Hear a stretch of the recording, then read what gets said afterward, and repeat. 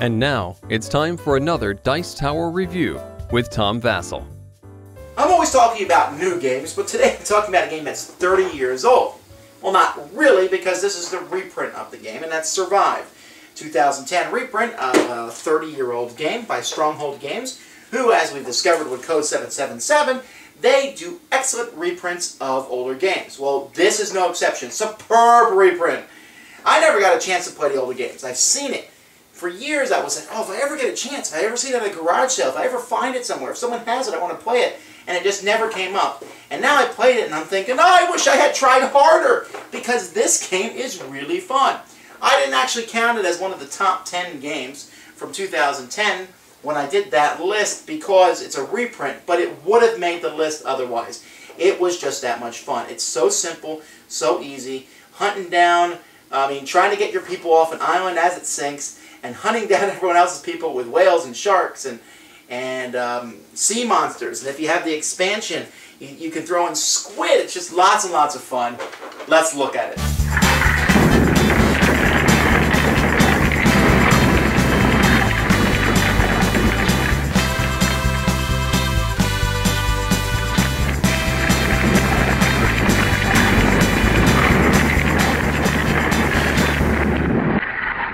So here's the board at the beginning of the game. It's set randomly. You pull these tiles out of a bag and set them up in this shape.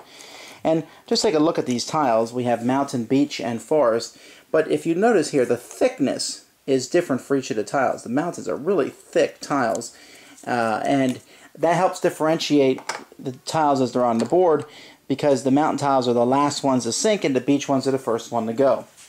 Players will start the game by placing their 10 people that they have all over the board. I'm not going to put all of them out here, but each person is worth a certain amount of points, which is located on the bottom, and only you know what that is. Players also each get to place a boat somewhere along the map. And on the player's turn, the first thing they can do is play a tile. Now, players won't be able to play every tile, and you won't be able to do this at the beginning, but you might have a tile that you can play later on in the game, and you play that tile. But in the beginning of the game, you won't have that. So what you'll do is, what most turns will be doing, is where you can move people up to 3 spaces. So I could say, okay, 1, 2, 3. Or if I had this guy here, next turn, I could say, hey, 1, 2, 3. Now, whoever has most people in the boat controls the boat. So likely, green's going to throw a guy in this boat because he knows that I'm going to get that boat to safety if I'm yellow. And that's worthwhile for him to get on that boat with. After you do your 3 movements, then you're going to remove a land tile. You have to pick a land tile that's next to an ocean spot somewhere, and it has to be the lowest possible one at that point in time. So I could remove this one, and now that guy's swimming in the water, and then I do whatever this says, unless it shows a hand token, in which case I can keep it in my hand. Now this yellow guy's not dead. He's simply swimming in the water, and on future turns I can move him 1 space maximum per turn. So I have to be careful for that. But there are predators in these seas. You can see here in the water in the middle of the island is a sea serpent.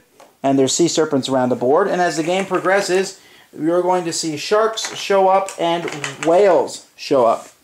Now, these 3 pieces are all danger to anybody who's in the water.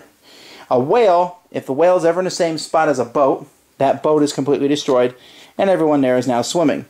If there's ever a shark in the water with people, and he is going to eat one of those people, which means you have to be very cautious, because if there's a shark and a whale in the same spot, then the shark is going to take everybody out. And when I said the shark eats one person, I mean he eats one at a time, because he's going to eat them all. The sea serpent destroys all boats and all people, so he's worse than the sharks and the whales. The problem is the sharks can move much faster. Sharks can move 1 or 2 spaces. Whales can move up to 3 spaces, while sea serpents can only move 1. At the end of your turn, you will roll this monster die, and whichever monster shape you roll, that is the one that you can move, and you, of course, will move him trying to destroy your opponents. The goal of this game is to get your people to safety, to one of the islands that's on the corner of the board down here, or any of the 4 corners, it doesn't really matter, and each person you get to safety is going to be worth the points on the bottom of that player. Some are worth 1, some are worth 3, 2, 3, 4, 5, etc. So it's not the number of people, but the valuable people. I guess there's class warfare. And that's basically the goal of the game. As the game progresses, more and more tiles will go, and there is a tile that says that will end the game. There's whirlpool tiles, but one of the mountain tiles is the volcano, and when the volcano comes up, everything that's still on the board at that point in time is destroyed. Only the people who've made it to the islands are safe. But those people who are still in the water at that point are pretty much dead because there's like 5 sharks and 6 whales and sea monsters everywhere. It's just a crazy, crazy thing. Now, the game does come with some variants that you can play, and I thought I'd mention those that let you move multiple dice. Dolphins will enter the game that will help out players rather than hurt them, but it also gives other players a chance to hunt you down. There's a small expansion that you can find online that lets you have giant squid. They can even reach on land and pull people off. And one variation lets you count every person the same, not the points that are on the bottom. But be that as it may, this is a reprint of an older game. I think it came out 20 plus years ago. And I think it's a very wonderfully done reprint. It looks really good. You can see the components here are really something to look at. I'm not always as excited about reprints because a lot of older games have not been remade because, well, simply they're not up to snuff these days and they don't deserve to be remade. But Survive was a game I've been looking for a long time, and I was very excited to see that it's finally been reprinted. And this, folks, is an A+ reproduction. It's good, the components are high quality, but the game itself is just fun. It's a family fun game. There's a little bit of meanness involved, so you got to be careful. You know, you're working, you're going to be blowing up other people's boats and killing them with sharks and sea monsters.